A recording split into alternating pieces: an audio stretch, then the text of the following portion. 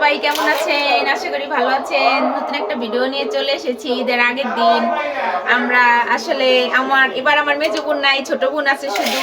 তো মেজো বোনকে অনেক মিস করতেছি।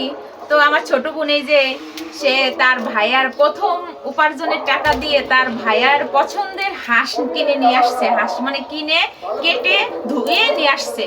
তা এখন ঈদের রমজান দেখে খাওয়া হয় নাই, তো ভাবলাম আজকে ঈদের আগের দিন বৃষ্টি হচ্ছে বাহিরে খুব, তাই এখন ওর ভাইয়া বলতেছে হাঁসের মাংস আর খিচুড়ি খাবো, তাই এই জন্য হাঁসের মাংস নামাইছি।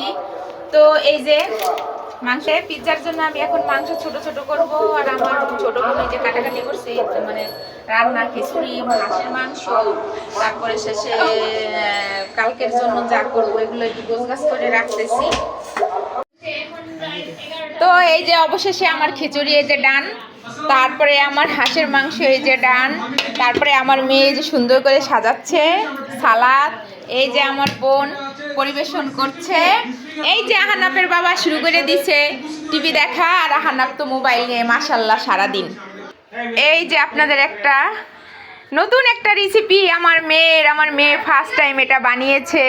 তো এটা কি বলেন তো, অবশ্যই সবাই কমেন্ট করবেন আমার মেয়ে এটা কি বানিয়েছে। তো আজকে এ পর্যন্তই, আল্লাহ হাফেজ।